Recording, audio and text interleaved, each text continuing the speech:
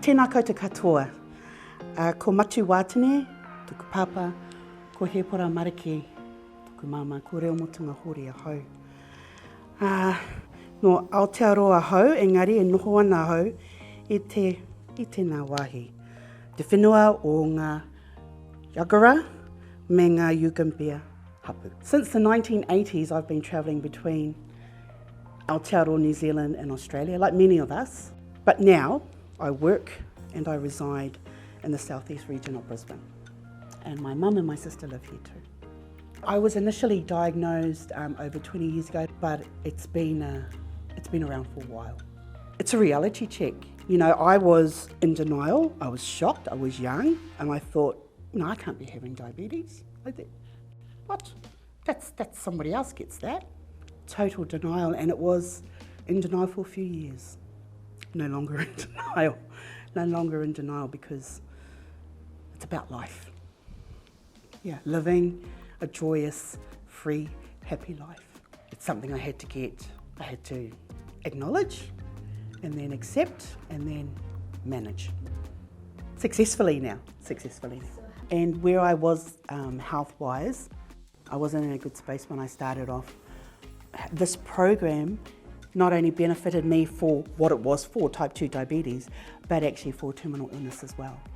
And it's been so successful that, you know, less than a month ago I was able to have an operation that I wasn't medically fit for starting the program, but I was a month ago. That's the power of this program. It actually saves lives. It saved my life.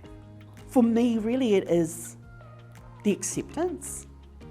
Because until you talk about how you feel and you know, the shame and the stigma, and nobody wants to talk about diabetes, and you know, oh, don't watch me while I'm eating and go and hiding and eating, all that stuff, I can bring here because it's like coming home to my aunties and nannies. We're just talking like we normally do.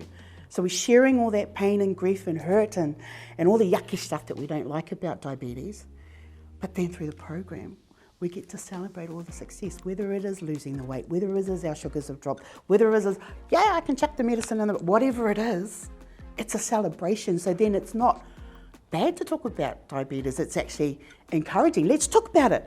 I've got it too, you know, what are you doing? And like it's no longer something that confines me or chains me or that I'm sentenced to. It's actually something that I can write. This is where I'm at, but this is where I can be. You can change things, and actually you can come out a lot better than when you were before. And I'm a lot lighter, I'm a lot healthier, and I'm here with my mum, and I hope to be 83 one day and see through her eyes the way that she's seen through hers today. If a person was finding out that they had diabetes, it's a shock, regardless of what age you are, to be told you have some type of illness, and you're going to be in denial. That's okay, but the longer you sit in there, the longer it's going to take to get out of it, the longer it's going to take to get doing the things that you know you need to do, or that determined effort, because you can actually give up your medicine. You can actually have a really, really happy, healthy, joyful life. Get educated, have that knowledge, work with the clinicians, and do your part too. Some of the specific goals that I worked on really was exercise. I really needed to move. And planning my meals. I just do it. But initially, I tricked myself and said, well, I need food for brain power energy. Now, I need food because it's nutritious, because it fuels my body, because it makes the blood go around in my arteries, because it's good for me, because I present better. I have more energy. I have more love to give. You know, we like to celebrate and we like to do things together. Food is our love language.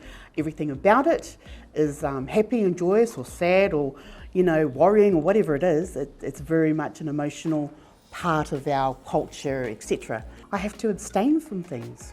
That's how I frame it for myself. I say, tonight, I won't be eating that, but I will be eating this. That's a little note for me, because I know if I go over that line, it's going to take a whole lot of work to get back. It's going to be, 3K walk in the morning, not 2. everything about the program being home, from the start of a prayer, from the acknowledgement of country, from the acknowledgement of us, from the acknowledgement of where we come from, the language that's used in the space, the songs, the prayers, the discussions. It's home. But here there's only me and Mum and like a few other aunties. And then you've got, our Samoan aunties and nannies, and you've got the Tongans and the Fijians and Niue and Tokila, all of Cook Island, all of us. And we're all a little village. We're the Pacific Island village. And our communal knowledge and communal empowerment or success, whatever it is within the collective.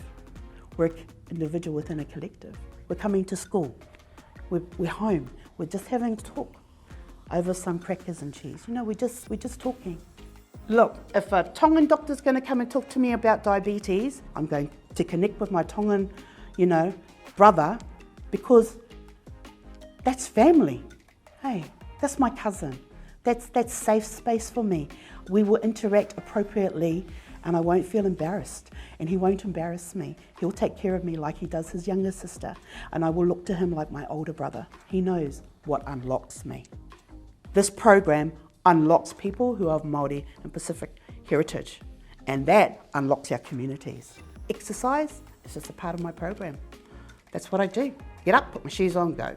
Rain, hail or shine. Yeah, it's a really good way to start the day, because when I'm low, when I'm feeling lonely, when I'm feeling sad, when I'm feeling connection. Kia ora, Mum. Kia ora, Mum. Kia ora.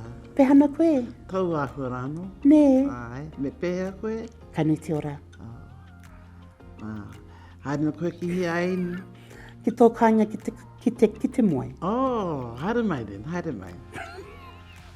I don't need a chip. I don't need a fizzy drink. I don't need a chocolate. I don't need a lolly.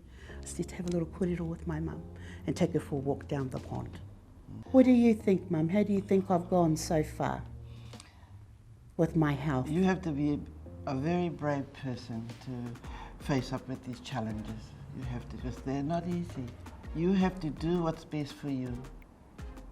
And the only thing you can do that is, if you want to be a friend, you're going to be like a friend. And that's what it's all about. Ki a mau ki e nei mea, e ki ana mai e toru noa, whakapono tumata ko, te mea nui ko te aroha, ko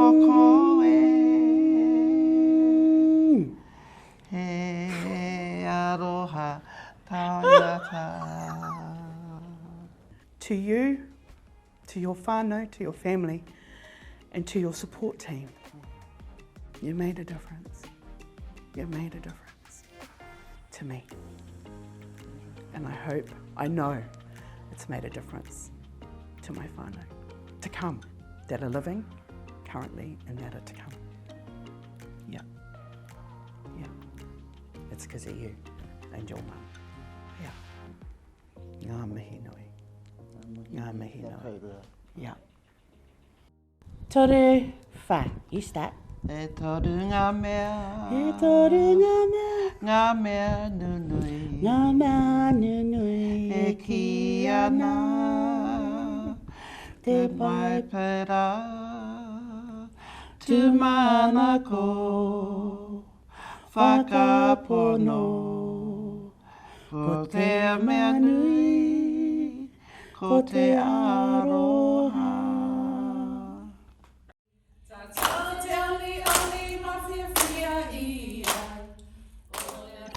So literally it means disease by sugar or death by chocolate, I guess you could say.